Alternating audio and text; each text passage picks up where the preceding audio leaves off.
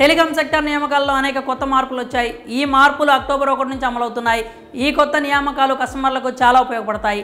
ఈ మార్పుల వల్ల మన ప్రాంతంలో ఫోన్ సిగ్నల్స్ తెలుసుకోవడం చాలా సులభం. మొబైల్ సర్వీస్ ఎలా ఉంది, ఎలాంటి ఇంటర్నెట్ సర్వీస్ ఉంది, 2G 3G 4G లేదా 5G సేవలు అందుబాటులో ఉన్నాయా లేవా తెలుసుకోవడం చాలా సులభం. కొత్త నిబంధనల ప్రకారం అన్ని టెలికాం కంపెనీలు తమ వెబ్సైట్లలో ఈ సమాచారాన్ని తప్పనిసరిగా పెట్టాలి. అందువల్ల కస్టమర్లు తమకు అవసరమయ్యే సర్వీస్ని ఎంచుకోవచ్చు. ఉదాహరణకు మీరు జియో సిమ్ వాడుతున్నారని అనుకుందాం. మీ లొకేషన్లో జియో 5G నెట్వర్క్ ఉందో లేదో తెలుసుకోవాలనుకుంటే మీరు కంపెనీ వెబ్సైట్లోకి వెళ్ళి మీ లొకేషన్ని ఎంటర్ చేయాలి. అప్పుడు అక్కడ 5G నెట్వర్క్ ఉందో లేదో తెలుస్తుంది. ఒకవేళ ఉంటే ఉన్నట్లు చూపిస్తుంది, లేకపోతే లేదు అని చూపిస్తుంది.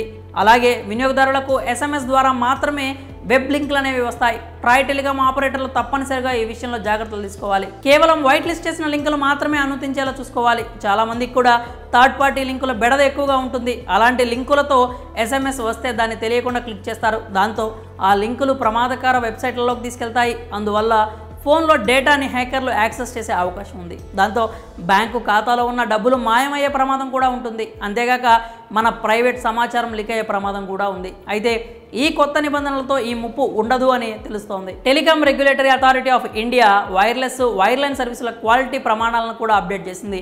కొత్త నిబంధనల ప్రకారం టెలికాం కంపెనీలు తమ network performance, network availability, call drop రేట్లు, వాయిస్ ప్యాక్ డ్రాప్ రేట్లను కూడా ఇంకా ప్రతి సమాచారాన్ని తమ వెబ్సైట్లో పెట్టాలి. ప్రతి నెల ఖచ్చితంగా అప్డేట్ చేయాలి. ఈ నిబంధనల వలన వినియోగదారులు చాలా సౌకర్యంగా ఉంటారు.